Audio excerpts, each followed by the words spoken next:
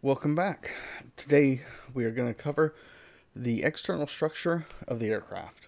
We will be using a Cessna 172, but much of what we cover will be true for most general aviation aircraft.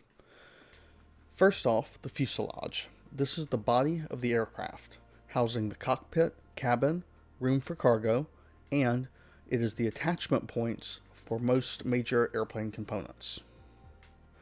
Next, the power plant. The power plant contains the engine, which provides energy to the propeller. It also contains the magnetos and creates electricity, which powers some of the flight instruments.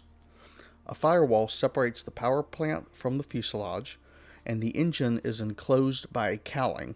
You can think of the cowling as being similar to the hood of your car.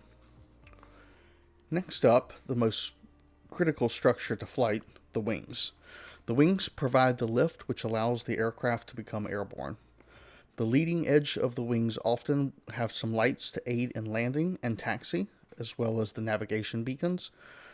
One wing will also have the pitot tube, which is critical for the function of the airspeed indicator, the vertical speed indicator, and the altimeter. On most high-wing aircraft, each wing will have a fuel tank sump, which is critical to check prior to flight to ensure the correct fuel type and to ensure no water is present in the tanks. On the trailing edge of the wings are the control surfaces. The outermost are the ailerons, which allow the aircraft to bank or turn. Next are the flaps, which extend outward and increase lift at lower speeds, but also induce drag. Then we have the empennage. This is sometimes referred to as the tail section and consists of the vertical stabilizer and the horizontal stabilizer.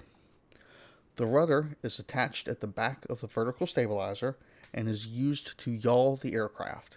It is mostly used during banks to maintain coordinated flight, but it can also be used to counter an off-center headwind to help maintain proper heading. In my opinion, it's probably one of the least respected control surfaces, and that's a shame because proper use can ease the workload on a pilot, but that's just my opinion. The elevator is attached to the back of the horizontal stabilizer. It is used to adjust the pitch of the aircraft. More on that in a later episode. Trim tabs are located on the control surfaces and are used mid-flight to make minor adjustments to the control surfaces and are often used to help make straight and level flight easier on the pilot with fewer inputs. Lastly, landing gear. There are different types of landing gear, so for the sake of simplicity, their job is to absorb the landing load. This aircraft has tricycle gear. When landing, the two wheels under the fuselage should touch down first, then ease the nose gear down onto the runway. Landing gear also contains brakes, which help slow the aircraft down to taxi speed, and then right and left brakes can be used independently to help steer the aircraft on the ground. Well, that's all for today's video. Thank you for watching. If you like this content, please bless the YouTube algorithm with a like, and if you want to see more, consider subscribing.